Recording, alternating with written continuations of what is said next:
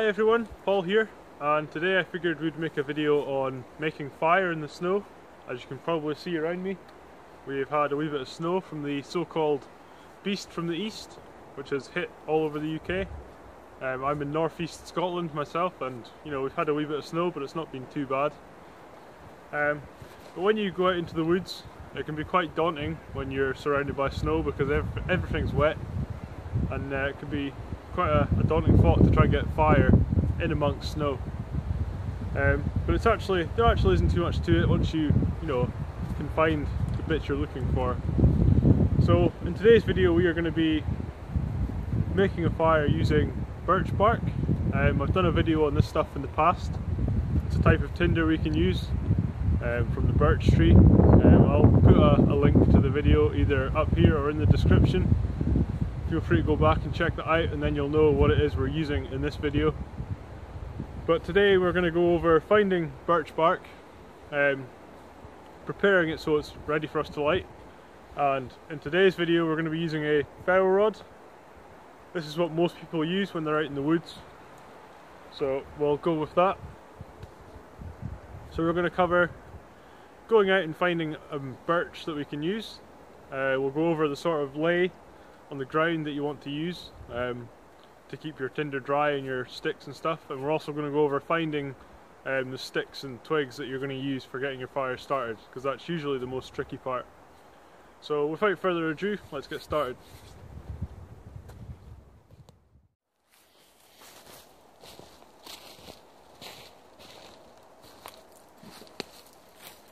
Okay everyone, so we have a nice bit of birch here. It's dead standing. It's obviously broken off at the top here, and this is what we're looking for because we have a nice clean sheet here we can harvest.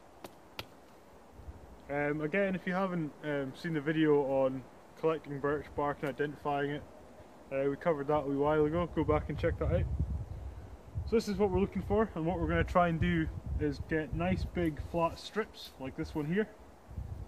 And the reason for that is when we make our tinder, we're scraping the bark to create shavings, and it's those shavings we ignite with our ferro rod that we then use to light other bits of birch bark. So we want a nice smooth surface we can scrape on without it breaking up. So I'm just going to harvest some of this now.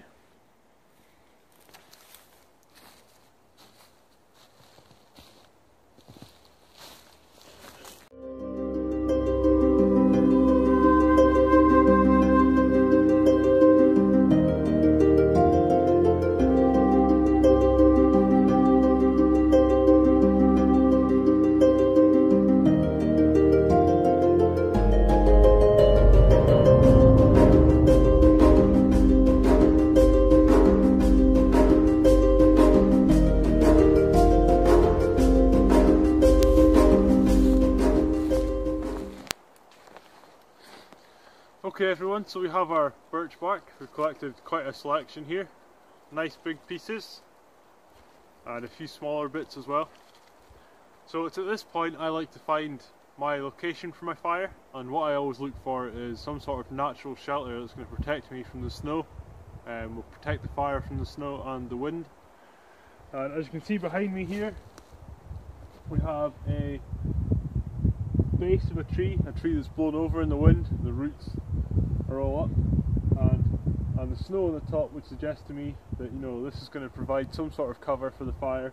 I've got a nice dry place in here that I can use for storing my materials. So personally I'd always recommend finding your location for your fire before you actually collect all your materials, otherwise you're going to be walking around with sticks, twigs and all sorts in your hands and pockets. So once you've got the main ingredient, which is the birch bark, find a place where you can have your fire, store it somewhere. So I'm going to put mine in here. Remember where it is, and it'll stay nice and dry in there for you. And what we're going to do now is go and find the sticks we need to get the fire going.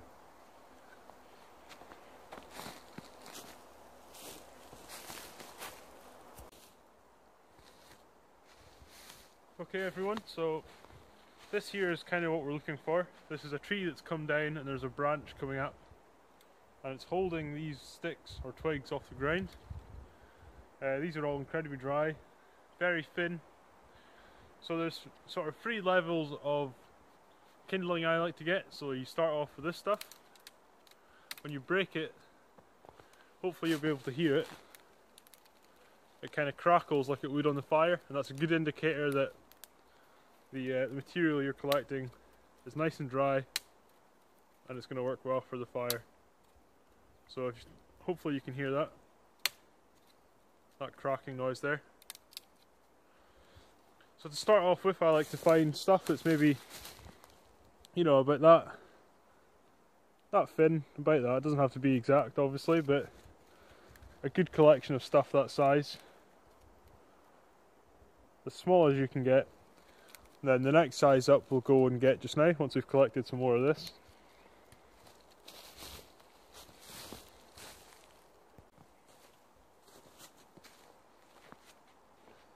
Okay, so we have our initial bundle of sticks, our really thin stuff.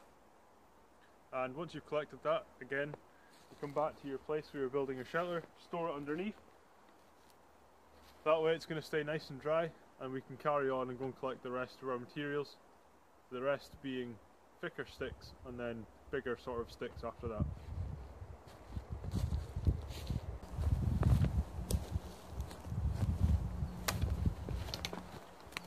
Okay, so here we have a down tree, and this is kind of a one-stop shop. You can collect everything you need from here if you're lucky enough to find a down tree. Failing that, you could use the dead branches off trees that are just lying around, stuff that's sort of dead. Again, when you break it, it makes the sound you're looking for. But because we've got this dead tree here, we'll use that. And what we're looking for next is bits of sticks that are about thumb size. That's sort of the next level of our tinder, or kindling, sorry. So we'll collect some of that.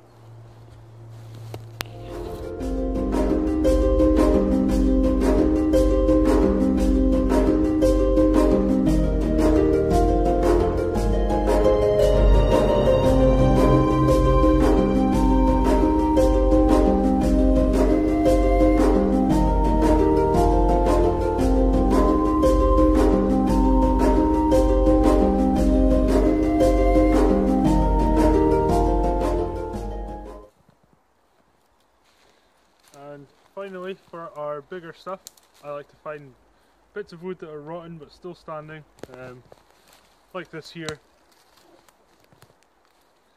It's dry, a lot thicker than our other pieces, and it's easy to collect because it's rotten like that, but still good wood to burn.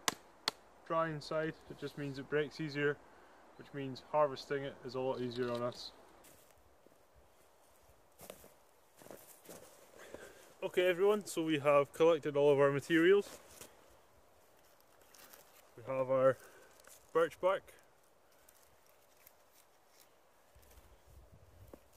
our smaller sticks,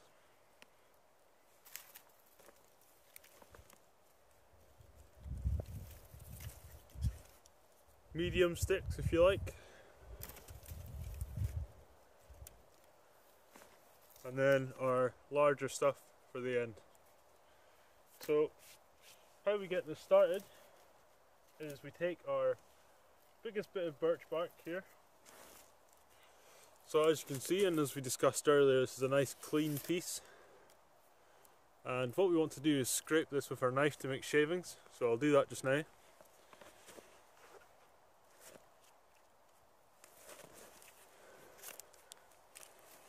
So I like to sit on my knee like this. Obviously you have to be very careful because you're using a knife on your knee, so you know, common sense. And all we're doing is taking the knife 90-degree angle, just scraping it back and forth, and that's going to create shavings, which is what we're going to put our spark into. So if I do that now,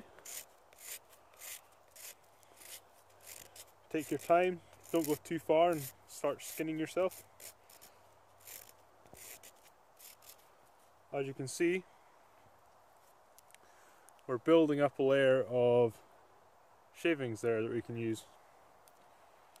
So we're going to do that until we've got plenty. It's always better, especially in wet conditions or snowy conditions, to have more than you need.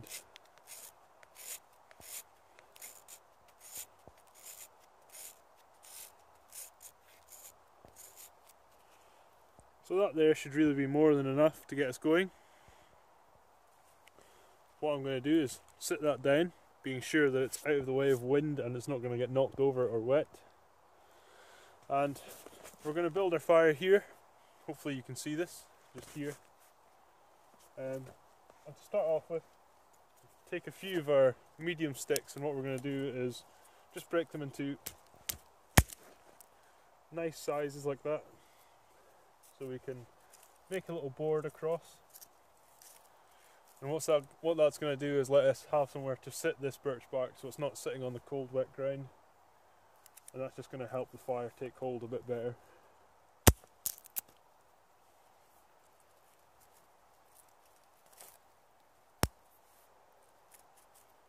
The key to getting a fire going, I always find, is just preparation. You can try and rush it, or you can just take your time and make sure everything's perfect first time round.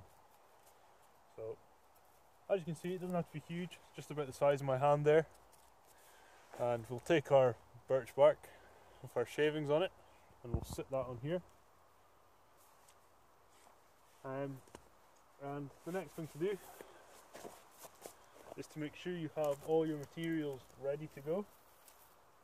So all of our small sticks we've collected.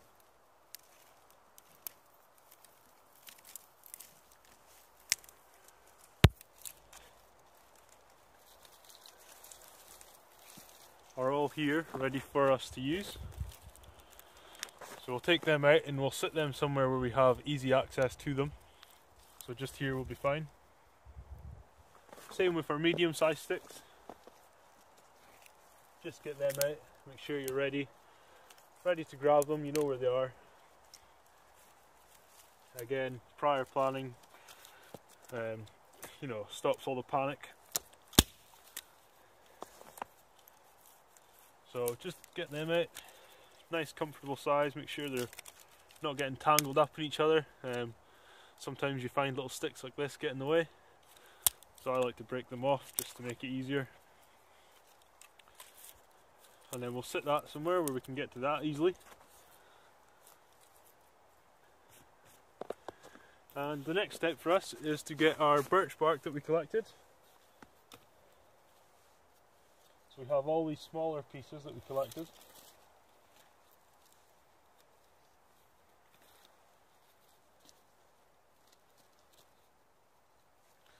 And once we get our initial flame going here, what we're going to do is use that flame to light these pieces of birch bark, and we'll use this to get the smaller sticks going and then the bigger sticks going. It's probably overkill. You could probably start the fire with just the shavings that are on here, but in the snow and in the wet you want to be sure you're going to get it first time, so it's always better to go over the top as opposed to not have enough.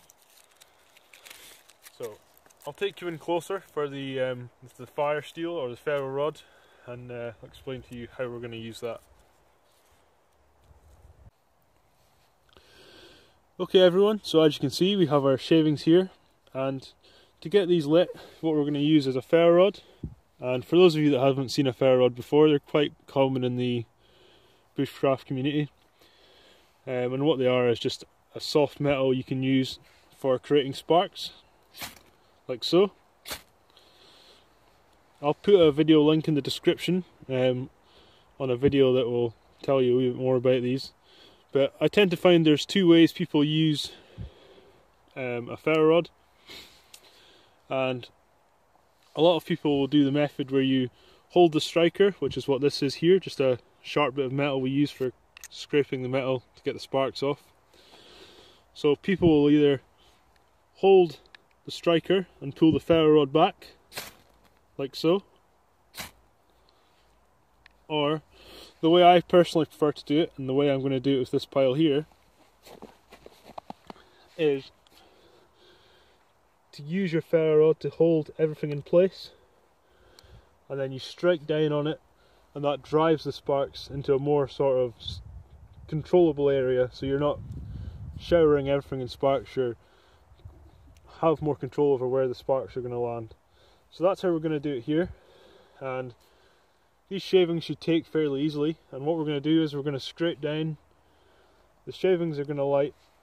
We have our birch bark in front of us here that we're going to use to catch that flame, and this will start burning, and then we'll light other bits of birch bark, and then we'll come in with our smaller sticks, working up to our medium and then big size sticks. So again, what we're doing is just pressing down on the shavings. It's good to have a base underneath you when you're doing this so that you're not pushing into the ground. And what we're going to do is just strike down.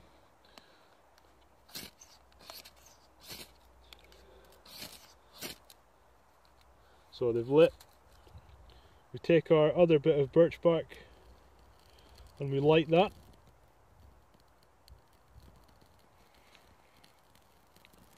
We wait for that to get itself going.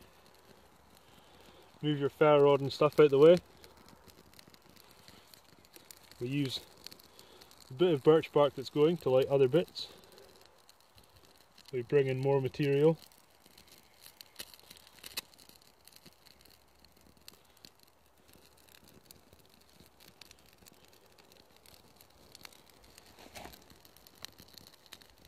And then once we're happy that that's taking off, we get our smaller sticks. We just place them over it. I like to hold them in place, trying not to smother it.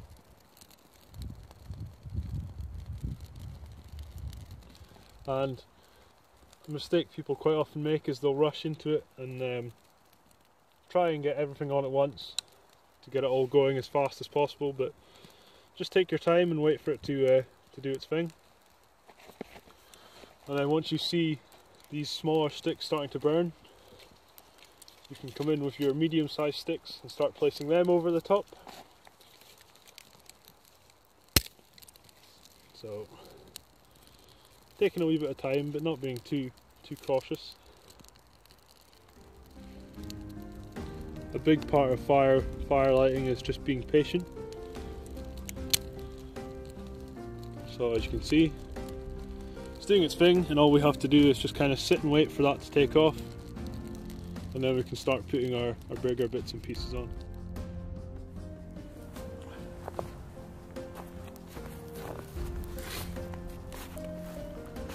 So guys, as you can see, that's our fire established. It's been burning for maybe 10-15 minutes now, and we have gotten to the stage where we're burning big bits of wood. Nice ember base down there. And all we have to do now is just keep fueling it. It does take a little bit of practice. Don't be disheartened if you go out and it doesn't happen first time, because it happens to all of us. And yeah, so I think that's going to do it for today's video. I hope you enjoyed it, and I hope you found it useful. And if you need a hand with anything, don't be afraid to just send me a message. I'll do what I can to help out. And don't forget to subscribe for more videos. I'm planning on doing a shelter tour in the next couple of days. That sort of stuff really. So anyway guys, that's going to do it from me. Hope you enjoyed, and I'll see you all again soon.